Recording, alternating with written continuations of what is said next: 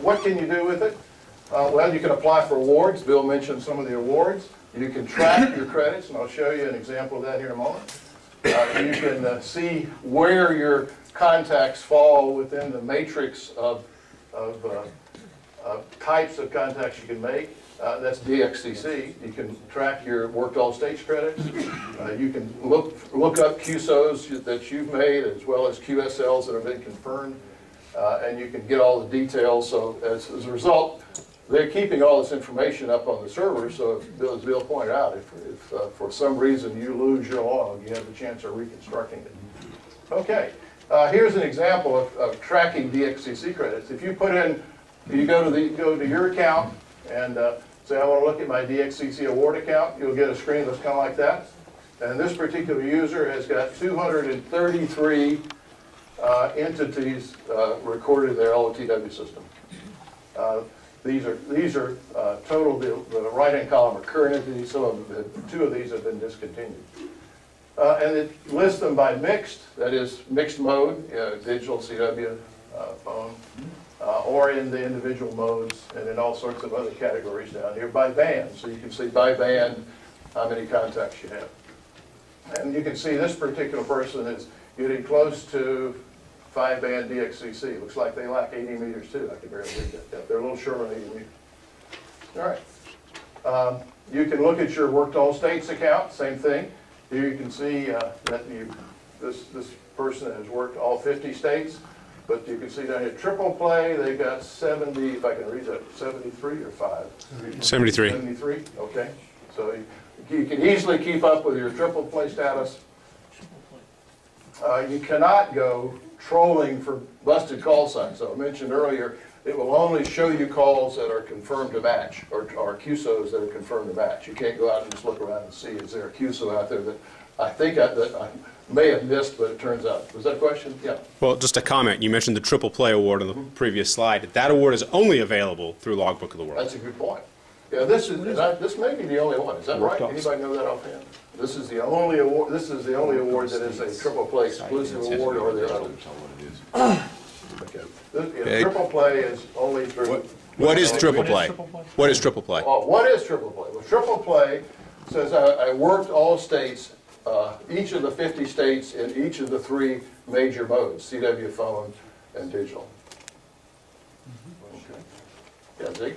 Chuck, does Logbook of the World distinguish between your home call and, say, your mobile call? If you create a, no, if someone sends you a QSL or in Logbook of the World with a stroke M, it will not register as your home call.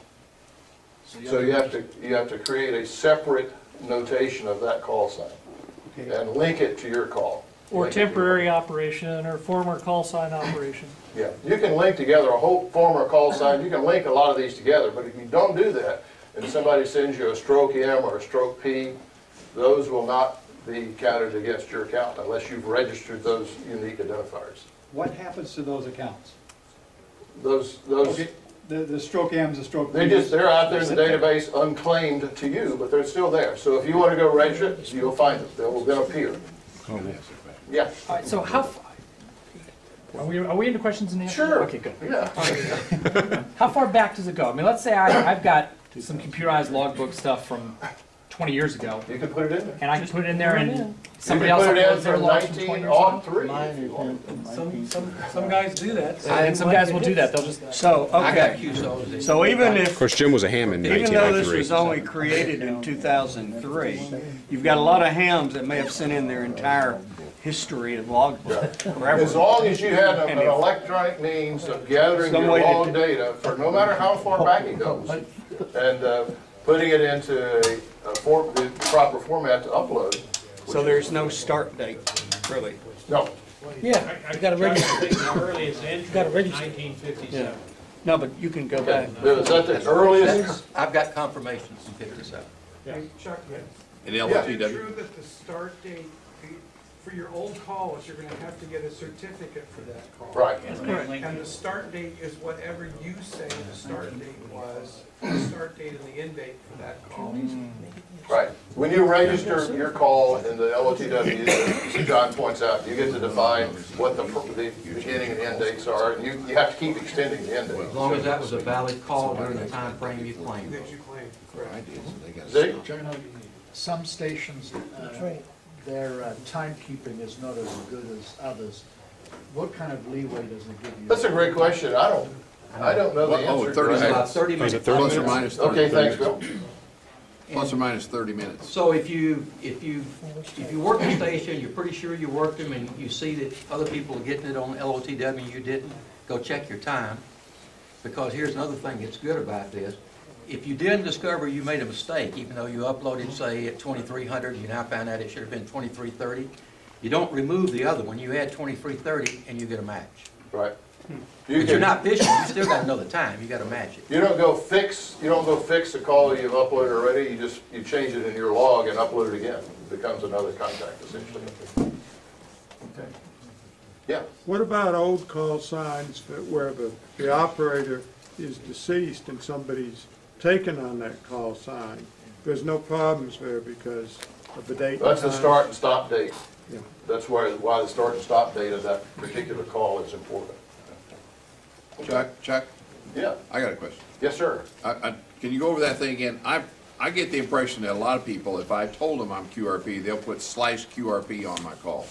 Now, do I have to upload all my whole log, thousands of contacts, as /QRP, or do I somehow link the two and?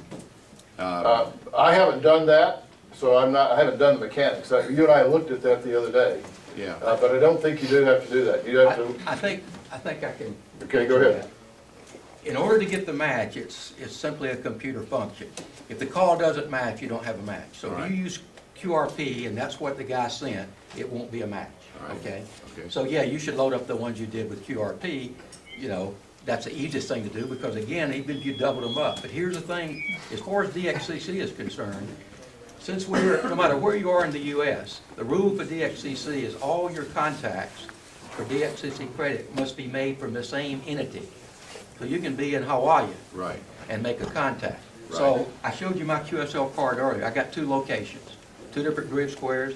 So I actually load both, although I just used N4NX in both locations, but I actually load them differently. I use the grid square, which you also enter that, for my other contacts that are in the mountains, and then the one here.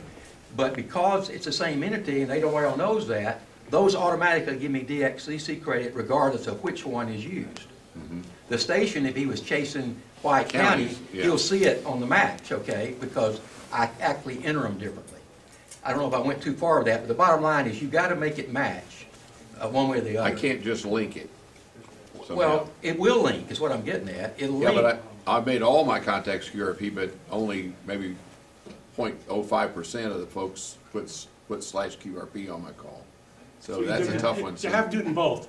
So because if they put a slash. That's a great question to research, Joe. Let's do that. Okay. I'm sorry. Call the LOTW desk tomorrow and ask them. Unless somebody really knows The the database answer. record is comparing the key you put in to their key. Yes, if you are going to do mobile, if you're going to do QRP, and if you're going to do straight, you have to enter it 3 times because you never know if the other side added a /M, a /QRP, or added nothing. 4 times, what is that? Yeah, Jake. But remember, it doesn't link. Sorry. It does link as far as credit, automatically. N4NX, if I put both of them in there, and I worked, one country is Mobile, and I didn't work it on regular call, as far as credit, it'll add the 2 together. I'll have the credit to both of them. All right. As long as I entered the Mobile call to match. There's 2 issues on the table here. Yeah. One is, Chuck, Let's get JP first because he's been up. Okay. I haven't researched this yet, but I don't recall, I've been told rather reliably that there's a way with LOTW, we may have to call a desk or somebody who's used to this can do this. There's a way to have an alias. So I'm WF4Z or I'm WF4Z/M. I load my log once, and if the right thing is done by LOTW or by me in advance to link, then no matter how they send the queue in, it'll match with me. I don't have to load the log twice. Good. But yeah, and believe Neil's that's right. confirming that. Now, how you do that, don't know, but that's what, you don't. I believe that's true as well. Yeah, But I don't know precisely how to do it. right. John, do you know? All I was gonna say is, it strikes me from the conversation, there's two issues on the table, and we're getting them confused. Right, One issue is linking for award credit. right. The second issue is QSL matching. And maybe that's what you're saying, there's a way with the match with an alias. But if I'm a computer, W4QO and W4QO/QRP are two different calls, and Yes. that's not gonna match. Unless the alias takes care of that. That's right. The alias function is supposed to take care of that.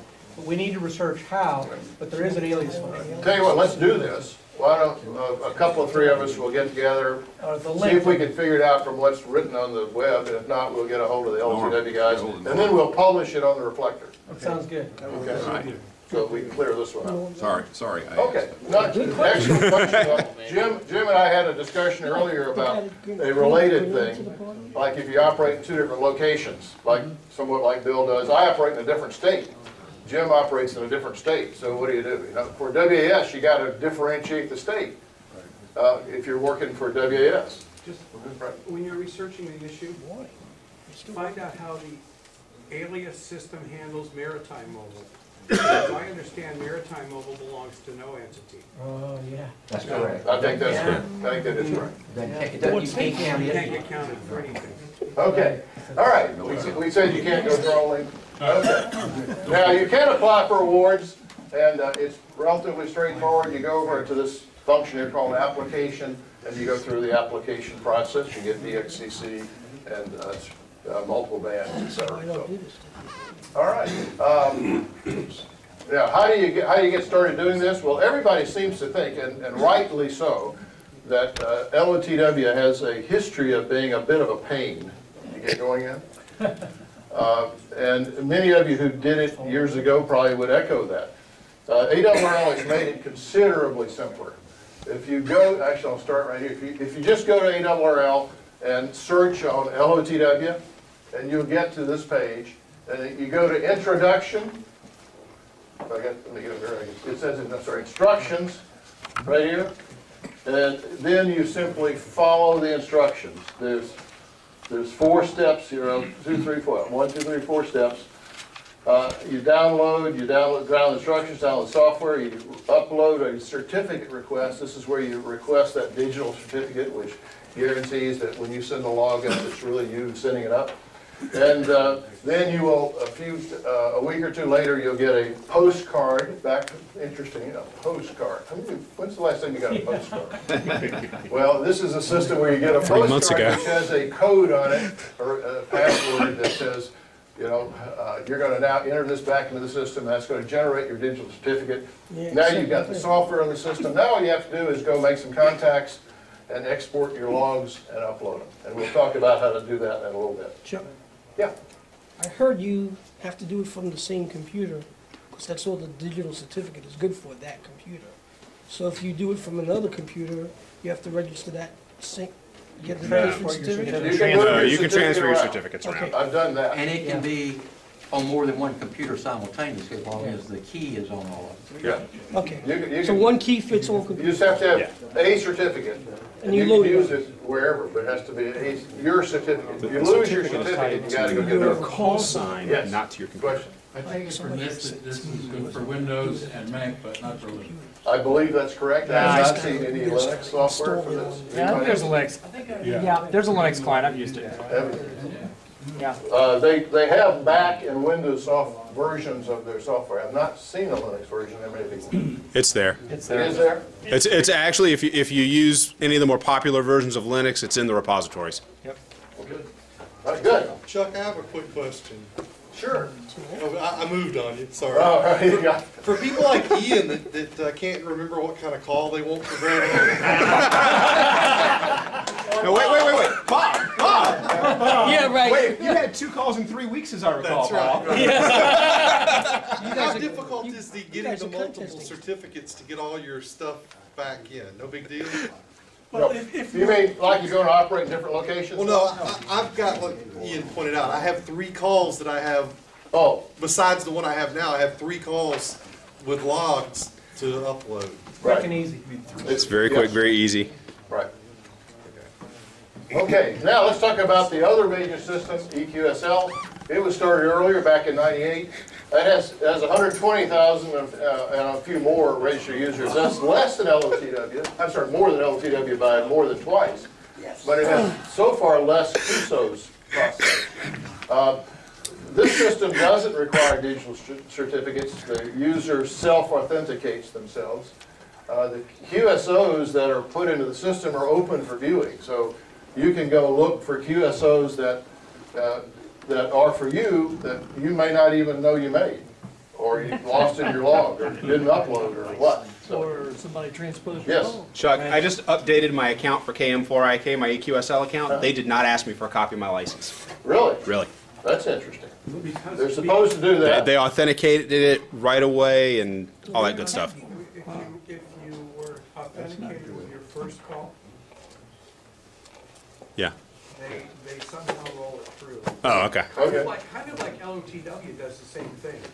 If you have Once multiple calls. Once you've authenticated with your first call, they'll get you your next certificate based on the fact that your last, that you already did it. Okay. Chuck, Yes. I made a couple changes on QSL the other night and put it in a Stroke M account, set up a Stroke M account. Found 35 Stroke M's out there Right. floating around. Okay, I think the battery finally died in this thing, so it's on my horse. No, it is. Now it is. All right. Okay, so how do you get going? Well, it's actually a simpler process here because it doesn't require the digital certificate. That's the only thing that's really different. But you go register on the EQSL website, you give them your email address, password, you got an account. You can then design a visual QSL card. You can take a generic one, which is pretty plain, or you design something fancy, or you upload something that you like. But the bigger the donation, the fancier the card. Yes, that's Yeah. true. You can get fancier if you're willing to provide money. Sure enough. Then you verify your identity by scanning your license, as John mentioned that you might not have to do if you change your call. Then you go make some contacts, put them in your log, and then you upload your log to what is called your outbox in EQSL. Then the system, EQSL system, automatically transfers those QSOs to the recipient's inbox. So it goes from your outbox to the recipient's inbox. And then the recipient can say, oh, I got stuff coming. Yes, John. You don't have to upload anything. You can set up HRD where it automatically sends. Ah, very good. Well, somebody uploaded something. Or Well, the something. computer sends Something it. When you complete the the button. QSO and you update your logbook entry, Right. it'll automatically send it to Right. EQSO. That's the really nice part about all these. You can't do that with logbook, though, I don't think. Not through HRD. You huh? Yeah, you have to manually do it. It won't do it automatically. Talk to Rich Rule next month. Maybe he'll change that in version Now, 6. EQSL has some awards associated with it, mainly the CQ awards. And some of those awards can be based upon just the electronic record, and that's the WPX and the U.S. Counties Award that Bill mentioned. CQ also has something anomalous to Dxcc with their DX. And you can do that just with the electronic record. There's some other QSL awards that require you to physically print out a card and submit it to CQ for those awards. Then there's a German club has an award, and I understand that 1010 and maybe the Japanese Amateur Radio League has a recognition of EQSL. All right, now, and this is, as John just mentioned, last but not least, many logging programs support some form of automated uploading and downloading of both LOTW and or EQSL QSOs and confirmed QSLs. And here are some of them that do to some extent, and I've not personally used each of these, so if anybody wants to comment on you know, how good or they are or not so good, you're welcome to do it. I use DxLab, and it's a 3-button exercise to upload all the QSOs that I have that I haven't uploaded. The system keeps up with how many I haven't uploaded. I push the button that says gather up the ones I haven't uploaded. I push another button to upload them. And after a period of time, a few minutes to a few hours for ARRL to process the upload, I push the download button and it's done. And every record I have in DxLab, DXKeeper, is completely up to date at that time relative to QSO-QSL matching. Yes, great. DXBase will support LOTW, but not eQSL. Okay. And yes, yeah. N3FJP is even easier than DxLab Suite, if you can believe it. You tell N3FJP where you have TQSL installed and where your cert is. You go to a screen for uploading to Logbook of the World, and it's got 3 buttons, and it's based on upload my entire log, upload some subset, and upload another subset. You click that, it's gone. You may have to put your password for Logbook of the World in, and that's about the extent of it. I think that's about the same as DXKeeper. Yeah. It sounds very similar. Yeah, it's a one-shot, one button. What happens if you have, like, say, 2 different logs? I've got a log, my regular log, and then I've got, like, say, a 3905 log. I want to send these both up to Logbook of the World, which is not a problem. If I end up with dupes up there, how is the dupe set? Doesn't make a difference. You can have dupes. Do the dupes show, or do they just? It just matches. It will match one of those dupes. No, if there is a match, it'll match it. Dupes don't show. Actually, if you've already loaded it for that call, when you see the upload go, it'll tell you how many were outside the parameters, which means they're dupes. Okay. Yeah, it handles it. Yeah, John. Chuck, in my experience, the problem if you're running 2 logs isn't so much uploading them to LOTW. The challenge is when you come to download them, you get a big file and it doesn't have any way of knowing which logbooks it's supposed to update. Right. That's the problem, Steve. Steve? Knittel. Yeah, the problem is keeping 2 logs is always a coordination issue. I mean, there's no way around that, whether it's LOTW, QSL, or anything else. Trying to keep those synchronized is... Sort of like dancing with the devil. Yeah. Yeah. Just a personal experience, something I do with multiple logs, particularly with the contesting, is I keep one log as my main log that does all the uploading that I do on my uploading and downloading. The other one, I just export my ADI as I have new, I create an ADI as I have new entries, import it into my main one, and then I don't have the whole download what goes where. That's exactly what I do, and I suspect many people do. Would you do that, Bill? I don't anymore, but I used to. The reason I don't do it that way is because once you get married to the thought, it doesn't make it a contact, and it goes. Yeah. But Ian's point is right. If you're going to run a separate software, it's, for contesting, for example, do the contest, export your contest log into your main log, merge it with your main log, and then do all of your QSLing off of that main log, whether it's eQSL, LOTW, paper, QSL, whatever, do it off your main log. Keep one record of all of your QSL activity in your main log. All right. Okay, breaking news. Bill talked about this earlier.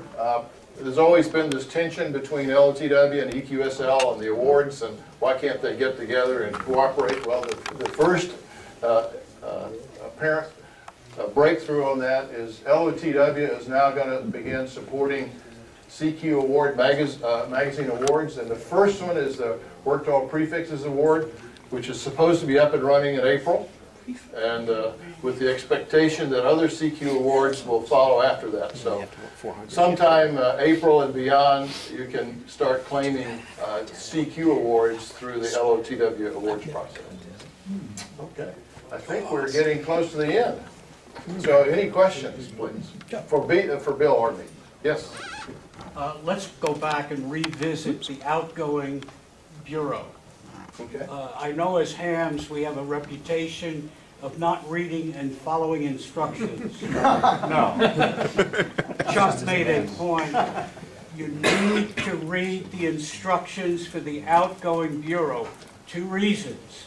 There are about 25 entities, we don't call them countries anymore, that do not have an incoming bureau. And there are a number of countries, France is one, that says if you are not a member of our association, they'll send your card back. In France, they will stamp your card, and it just, big red letters right across it, it says, retour. They send it back to you and say, too bad, Good Charlie point. Brown. In the instructions, we have a copy here if you want to take some home, and you can print it out right off there, you know where else. This list right here, and Bill said how many there were, but. Yeah, it changes, it's always been more than 50. Yeah, it's this, that's at least 50 and more, and then there's a few more on the next page. So it's 60 or 70 entities that are not outbound QSL. That's when you have to go through the mail, post office mail system and IRCs and other encouragements. Explain what an IRC is. Get a newer edition. Yes, IRC, Bill, you're the expert there, please. You say, what is it? Sure. It's under the International Postal Union. It's called an International Reply Coupon. I know you already know that. It's a way that you can go to any post office in the world that's a member of that, most are, and you purchase this thing called an International Reply Coupon. And what it's good for, when you send it to another country, they can take it to their post office and exchange it for a stamp that will cover their postage first class to any other country in the world. There's some exceptions to that, but just don't deal with them. I mean, that's basically the whole concept. Don't try down to Bill the postmaster here. And yeah, now here's your problem. There's so few, hams are the only ones that use them consistently. So you gotta know what, you go to some post offices and they won't even know what you're talking about. So here's what you need to do. Go to the postal guide and you go tell them what it is. And you quote what the regulations are that do it, and you tell them exactly the paragraph, and then say, you gotta get some. But rather than debate some places, there are, most of the post offices in Atlanta now are pretty much on board, most. But Bill was kind to the enough to actually postmaster bring at the a few post office. IRCs, so if anyone would like to have some to take home, I think, for, what's the price, Bill? Yeah, I got, they're $2 a piece, and the post office price is currently $2.40 or $2.10, but it's probably gonna go up. Those things have a date on them, though. The date is the end of, it's December 2013. And Bill, I'm trying to verify this now, but I want to send a card to one of the PJ4s that was created when PJ6 and all that came up. The manager is a PA in the Netherlands. Right. On his website, he says, do not send IRCs that as of January 1, 2012, they are no longer exchangeable in the Netherlands. I have sent an email, I've contacted a PA friend of mine to see if that's true. I haven't heard back from him yet, but I don't think it's true, although I can't debate, somebody just told you that, but that means they got to pull out of the International Postal. Well, this was on the guy's QRZ website. Well, the Dutch are getting froggy. He said, yeah, Joe just said it. Some of these guys sort of play with the truth, and I hate to say that because 99% of everybody is Tonys that does it, but they'd rather have the cash. Yeah. Okay, any last questions? Because we're out of time and need to shut up. Yeah, John? You had mentioned for the newer folks going for the bureau, sending in those envelopes to their N4 bureau or whatever, that there might be cards already there. What happens if you're not ever been registered or had envelopes in that bureau, and conceivably you're getting cards from DX that wouldn't know that? What does that manager do if you don't have a... Eventually, they will throw them away. Most of the bureaus hold on to them for a period of time, and that's a somewhat undefined, varies by bureau, I think. But eventually, they will go into dead QSO files. So if they're working DX, they should send those envelopes? Yes, they should. If you're working DX, you should have envelopes at your bureau, and we have envelopes you can get tonight. Yes? Specifically, the 5 bureau and the guy that does the J's, You know, he will reach out to individuals and say, hey, I've got cards for you, you know, what do you want me, you want me to throw them away, or do you want them? And I don't know if the Four-Land Bureau does that, or you had that. It varies by individual. Yeah. But it's, you know, some do and some don't. Right, and some bureaus, some area bureaus will have, you know, 50 people, you know, distributing cards. And I suspect the practice is not uniform. Right here. Right here. Okay. What's your letter, Bob? What do you do? I'm a W-2 manager for the letter P. So I get big crates of cards and go through them and... You know, what really happens, these things go into this big post office that Chuck talked about, but then they don't handle them out of this quote post office, it's just a volunteer. They go send some to Bob, they send somebody to Bob's buddy that volunteered for another letter, then they distribute specific breakdowns under that W-2 call, W-2Ps, W-2Cs. This is an entirely volunteer operation. Hams are doing this for free. So, you know, it's probably not 100% uniform and practices vary. What I'd like to suggest is I'm sure Bill and Chuck will be around a little bit, so if you've got more questions. One of the traditions here at North Fulton is you get a plaque if you give a speech. So Bill, if you can come on up here. Go away, Chuck. Oh.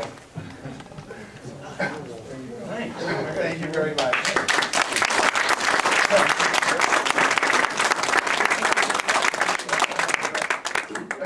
Now, Chuck, I thought I'd done one of these for you before, but I couldn't find it. So I want you to keep this one, and I want you to bring it, because we're going to start using an endorsement process.